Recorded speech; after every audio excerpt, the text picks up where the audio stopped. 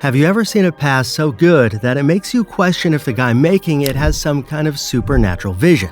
Well, that's Mitch Marner on a good night, threading the needle through defenders like they're standing still, making the impossible look routine. But here's the thing about playing for the Toronto Maple Leafs. Those highlight reel plays, they only tell half the story. Because in Toronto, every move you make, every point you score or don't score, gets put under the microscope. And when you're making $10.9 million a year, that microscope turns into a telescope, with every armchair GM in the city pointing it straight at you. And that's the world Mitch Marner lives in.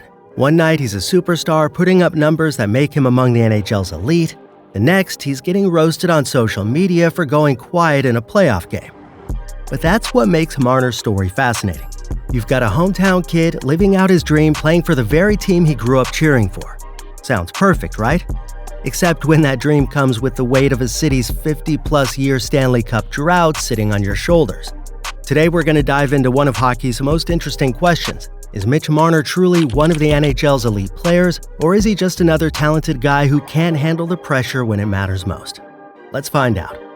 Growing up in Markham, Ontario, Mitch Marner was living the classic Toronto hockey story, a local kid who lived and breathed the Maple Leafs.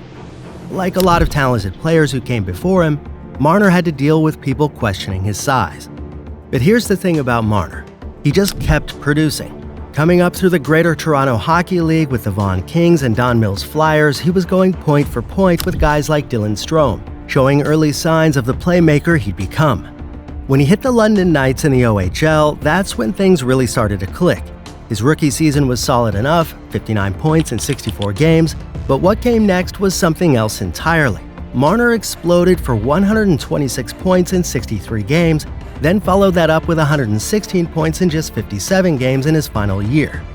The hardware started piling up too. CHL Player of the Year, the Red Tilson Trophy as OHL's Most Outstanding Player, awards that guys like Connor McDavid, Tavares, and Patrick Kane won. Pretty good company for a kid who was supposedly too small to make it. Then came the 2015 draft.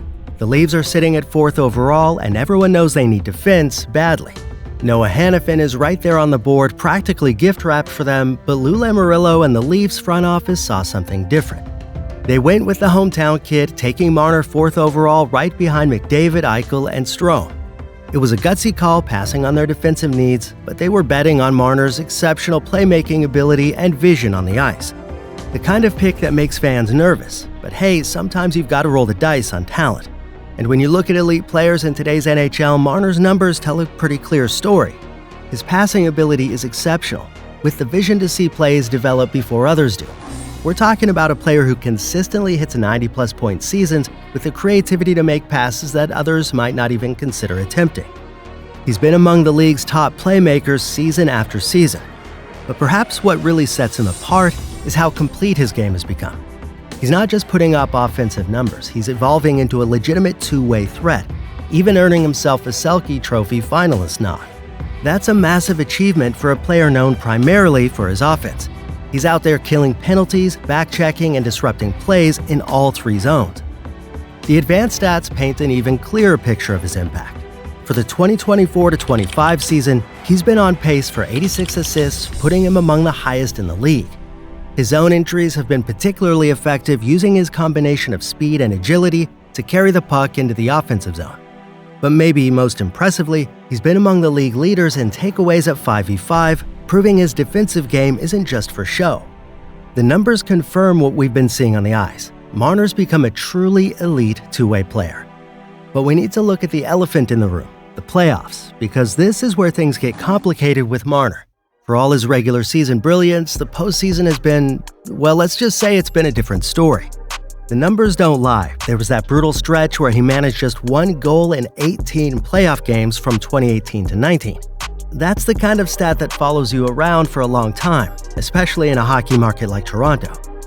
Speaking of Toronto, when you're making $10.9 million a year as one of the highest paid wingers in the NHL, every playoff disappearing act gets magnified 1,000 times. The contract negotiations didn't help either. Remember all that drama? The holdout? The massive deal? All of that just added fuel to the fire. And when you're playing in Toronto, that fire burns hot. Every mistake gets analyzed. Every quiet game becomes a headline. And every playoff exit? Well, let's just say that the pressure cooker that is the Toronto media doesn't exactly let you forget about it. But here's where it gets interesting. The whole Matthews versus Marner debate. You know the one. Every time the Leafs fall short in the playoffs, it feels like Marner takes more than his fair share of the blame. Maybe it's because he's the hometown kid, maybe it's the contract, or maybe it's just easier to point fingers at the playmaker than the goal scorer. And the criticism reached a boiling point after those disappointing exits against Columbus and Montreal, where he managed just 4 assists in each series. For a guy who regularly puts up 90-plus points in the regular season, those numbers just weren't cutting it. And then there's the media circus. Because in Toronto, everything's a circus.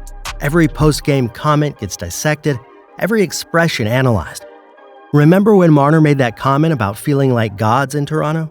The backlash was immediate. In any other market, maybe that slides. In Toronto, not a chance. It's like playing under a microscope that's also somehow a magnifying glass in the sun. Everything gets bigger, hotter, until something eventually catches fire. Fair or not, that's the reality of being Mitch Marner in Toronto. So here we are in 2025, and man, the pressure has never been higher for Marner and the Leafs. This core group they've built, time's running out. You can feel it in the air at every single game, every press conference. This might be their last shot together before some big changes have to happen. And right in the middle of all this, Marner's contract is ticking down like a time bomb. And the rumors are already flying. Posts all over social media talking about what the Leafs might do with him. Trade him, sign him to another massive deal, let him walk. And it's complicated by that no movement clause he's got, which means he's got some say in where he ends up if a trade does happen. Word is the Leafs might try to force his hand soon. Either sign an extension or get ready to pack your bags. And let's be real, after being on pace for 107 points this season, he's not exactly making it an easy decision for anyone. But here's the thing that might define everything, these playoffs. Because all those regular season points, they're great, but in Toronto, you're judged by what you do when the games really matter. Under Craig Berube now, there's this sense that maybe, just maybe, things could be different. Marner's shown flashes. Remember that series against Tampa where he actually looked like the player we all know he can be? But the question remains, can he finally put all those playoff demons to rest? Because at the end of the day, that's what it's all about. That's what's going to decide whether he goes down as one of the great Maple Leafs or just another talented player who couldn't get it done when it mattered most. The clock's ticking, and everyone's watching to see how the story ends. He might just be the perfect example of how complicated hockey's become in today's NHL. A guy who can dangle with the best of them, rack up 90 points like he's playing a video game, and even got himself in the Selke conversation as one of the league's best two-way players. But then the playoffs roll around and suddenly it's like watching a different player entirely, which leaves us with the fascinating question that I want you to answer in the comments. Is he truly one of the NHL's elite wingers who just happens to be playing under the microscope of hockey's toughest market? Or is he an overpaid regular season superstar who shrinks when the pressure's on? Or maybe he's actually both. And that's what makes this story so compelling. Look, I want to hear what you think about this one. Drop a comment below letting me know if you think Marner's a superstar or overrated. Slam that subscribe button if you want more deep dives into hockey's most interesting stories. And don't forget to hit that notification bell so you don't miss any upcoming videos. And speaking of other videos, go ahead and click on one of these right here to continue watching, and I'll see you in the next one.